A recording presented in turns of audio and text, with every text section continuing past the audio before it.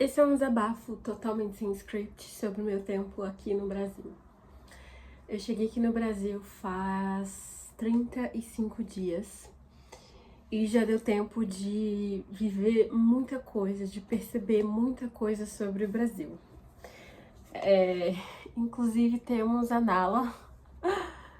Deu para perceber muita coisa sobre o Brasil nesse tempo e também sobre a vida que eu levava aqui no Brasil. Hoje eu entendo com um pouco mais de profundidade por que eu tinha tanta vontade de sair do Brasil, por que eu aguentei tanto perrengue que eu passei fora do Brasil e por que eu não quero continuar no Brasil. Então, vamos lá, totalmente sem script. A primeira coisa que eu tenho pra falar é que o Brasil é um país com uma realidade muito dura. A desigualdade social aqui é gigantesca, assim. Eu não sei se é assim em todas as cidades do Brasil, mas aqui em Brasília essa diferença entre as pessoas ela é gritante de um jeito que eu não tava mais acostumada, sabe? Eu, 20 minutos pra essa direção da cidade, eu tô num lugar super rico, com uma galera, assim, que vive uma vida talvez melhor do que muita gente na Europa. Enquanto eu dirijo 20 minutos pra lá, é uma galera tão pobre que eu me pergunto como que essa galera tá vivendo e comendo com o preço das coisas aqui no Brasil. E essa realidade é muito assustadora pra mim. Assim, sério, não não tem como não se sentir assim meio overwhelmed, sabe? Meio cansado de ter que transitar nesses ambientes, de um ambiente muito ir de um extremo para outro o tempo todo. E isso é muito cansativo emocionalmente para mim. Isso de transitar entre dois mundos o tempo todo era uma coisa que eu fazia muito aqui no Brasil, era minha realidade aqui no Brasil. Depois de tanto tempo sem viver isso, é estranho estar aqui e ter que ficar transitando. A segunda coisa é que, pelo menos no meu contexto de Brasil, as pessoas são muito religiosas e, obviamente, isso tem coisas boas e tem coisas ruins. Eu fiz parte de uma igreja aqui no Brasil. Eu cresci na igreja, na Assembleia. Foi um período muito importante na minha vida, formou muito do meu caráter. Eu sou muito grata por ter crescido na Assembleia, apesar de discordar de muitas coisas, mas eu vejo que ter crescido na Assembleia foi uma coisa muito, muito, muito, muito boa pra minha vida. Eu nunca vou dizer o contrário sobre isso, só que depois que eu saí da Assembleia, pelas minhas discordâncias com a teologia, por não achar mais as respostas que eu queria da vida cristã ali, eu fui para outra igreja e que eu posso dizer em resumo é que o meu primeiro ano nessa igreja foi maravilhoso. Eu tinha assim o melhor pastor do mundo, sério, eu acho que o melhor pastor que eu tive na minha vida. Um cara assim sensacional que mudou a minha visão sobre o evangelho, sobre Cristo, expandiu assim de um jeito que eu não consigo explicar pra vocês, de tão incrível que foi. Eu sou infinitamente grata por esse pastor que eu tive. E curiosamente, apesar dele ser um pastor de uma igreja reformada, ele tinha um background assembleiano, ele tinha sido pastor na Assembleia e depois ele mudou a visão teológica dele e foi para uma igreja reformada. Então, a gente se entendia muito nisso. Só que a gente teve muitos problemas na igreja que eu tava e eu mudei de igreja e teve mais problema ainda. E acabou que, assim, eu me envolvi num ciclo aqui no Brasil de só viver com pessoas que eram da bolha religiosa. O que eu acho que foi um erro da minha parte, mas também era parte da minha vivência de alguém que cresceu na igreja. Mas o resumo da ópera é que eu me decepcionei profundamente com a religião, com as pessoas da igreja.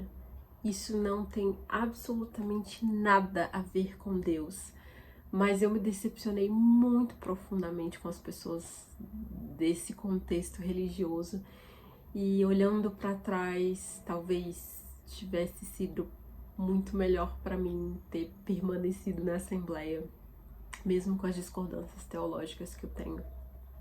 Mas a minha vida aqui no Brasil, ela foi muito marcada por isso. E a minha vida na Europa, ela também passou muito por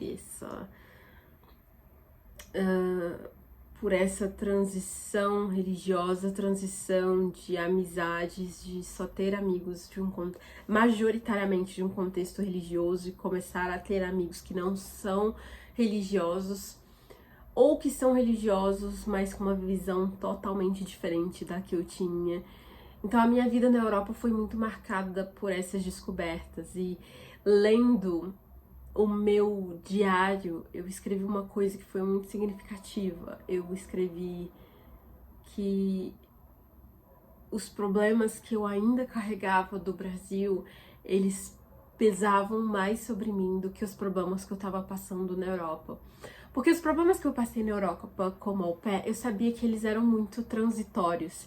Eu sabia que eu não seria au pair para sempre, que eu não trabalharia com uma família para sempre. Eu sabia que era muito transitório. E o peso dos problemas que eu carrego e ainda carrego do Brasil, e que eu levei para a Europa, obviamente, eles não eram transitórios. Eu sei que eles são transitórios, mas eles são muito mais lentos para acontecer essa transição. E desde que eu cheguei aqui no Brasil, eu tive a certeza absoluta de que a força que eu tive para aguentar os problemas da Europa tem tudo a ver com o fato de que eu estava tentando escapar de um lugar de muita dor aqui no Brasil. E quando eu falo de um lugar de muita dor, isso também envolve a igreja, isso envolve ser uma pessoa de cor e uma pessoa que veio da periferia e começou a estar em ambientes mais elitizados. Aqui no Brasil, ele é muito pior do que aqui na Europa, assim, sinceramente. É muito pior. E estar aqui no Brasil esse tempo todo tá fazendo-me ver tudo isso, todas as coisas que me machucaram muito profundamente. E a sensação que eu tenho é que por mais que a Europa tenha suas ondas de anti-imigração, seus protestos, blá blá blá, isso realmente acontece, isso é um problema. A gente tem que estar brigando com a lei, tem visto, tem burocracia para ficar resolvendo quando você é estrangeiro, sim, tem muita coisa, mas são problemas que fazem com que eu me sinta viva. Enquanto que os problemas do Brasil, eu tenho a sensação de que eles me matam um pouco, todos os dias. E essa era a Thalita do Brasil, uma Thalita que tava morrendo, perdendo o brilho. E a Europa trouxe isso de volta. E não é a Europa em si, mas as oportunidades que eu tive na Europa, os amigos que eu fiz na Europa, a sensação de poder caminhar na rua livre, sem medo o tempo todo de ser assaltada. É óbvio que tem problemas na Europa, gente, pelo amor de Deus, eu nunca vou romantizar. A Europa tem muitos problemas, você pode sim ser assaltado lá, alguém pode ir lá e roubar seu celular. Inclusive em Londres, alguns amigos meus tiveram seus celulares roubados, mas não tem como comparar o que é a violência no Brasil, o que é viver num país que tem uma das maiores, ou se não a maior taxa de crimes contra as mulheres do planeta. Não tô triste aqui no Brasil, mas eu também não me sinto totalmente feliz aqui. Eu sinto que falta muito para eu ser feliz aqui no Brasil, para eu me sentir em paz, para eu me sentir leve.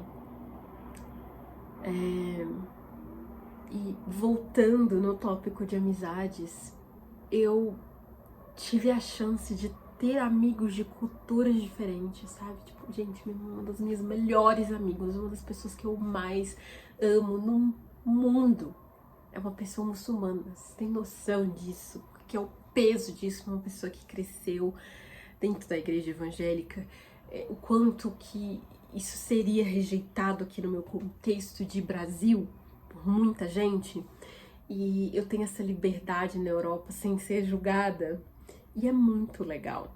É muito legal ter amigos de culturas tão diferentes que me ensinam tanto sobre a cultura deles e que de diversas maneiras me fazem ser uma pessoa melhor, me fazem questionar as crenças que eu tenho sobre mim e sobre o mundo.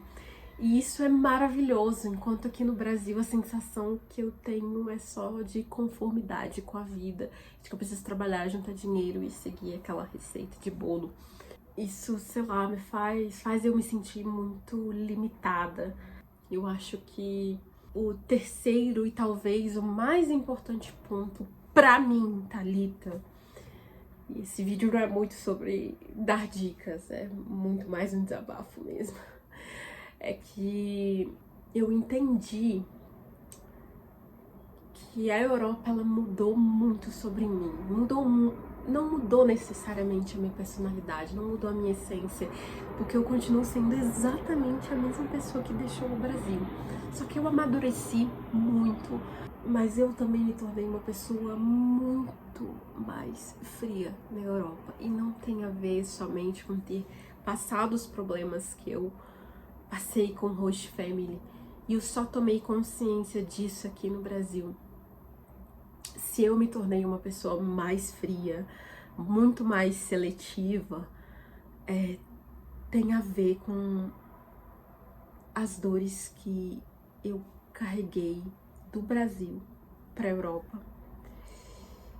E a falta de apoio que eu tive das pessoas que se diziam minhas amigas, que se diziam minhas irmãs na fé, o julgamento, o fato de eu ter sido difamada aqui no Brasil por pessoas que nunca me perguntaram se eu precisava de alguma coisa, se eu tava bem, mas simplesmente assumiram o pior sobre mim e me difamaram na igreja, o que é ridículo, é totalmente hipócrita.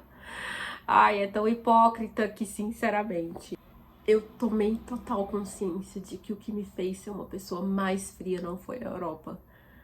Foram as pessoas do Brasil que me machucaram muito profundamente.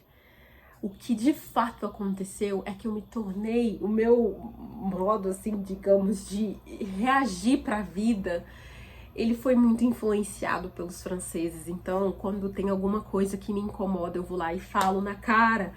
Eu não tenho muito medo, assim, da opinião alheia. Isso foi, obviamente, influenciado pelos franceses,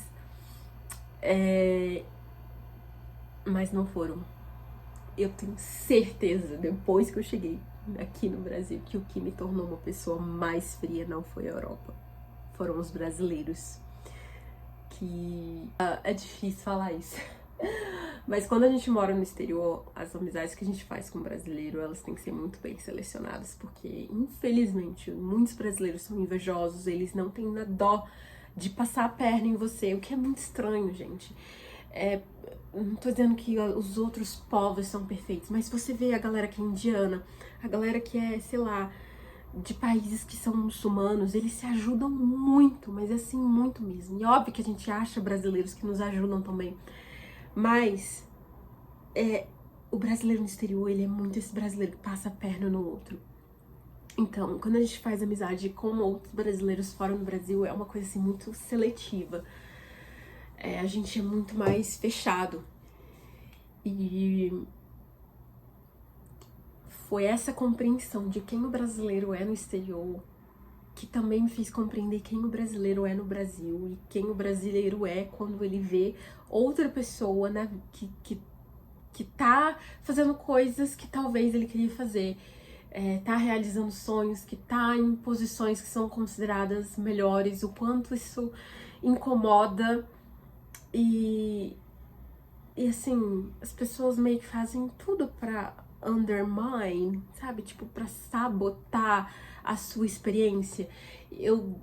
Infelizmente, eu demorei a ter consciência sobre isso. Eu demorei muito a ter consciência sobre isso, mas graças a Deus hoje eu tenho.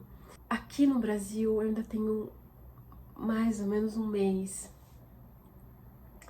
para tentar reconstruir a minha perspectiva, tentar me reconectar com outras pessoas que, independente de como eu estou, ou do quanto eu mudei, ou de como a minha opinião sobre certo assunto mudou, ou sei lá, não estar frequentando uma igreja, que essas pessoas que me amam e me valorizam, independente de qualquer situação que eu esteja passando, são essas pessoas que são os meus verdadeiros amigos. E eu demorei muito para entender isso. Isso só essa volta para o Brasil tá me mostrando. E uma certeza que eu tenho na minha vida muito grande é que eu quero ser amiga de quem é meu amigo. Não porque a gente compartilha a mesma religião, mas porque essas pessoas me amam por quem eu sou, porque elas acreditam em mim, elas conhecem o meu caráter, independente de religião, independente do lugar do mundo onde eu estou. Essas pessoas conhecem a minha história, a minha vida, e estão do meu lado, porque amigos de verdade, eles permanecem do nosso lado, eles não viram as costas. Esse está sendo o meu maior ensinamento sobre o meu tempo de Brasil. Meu maior.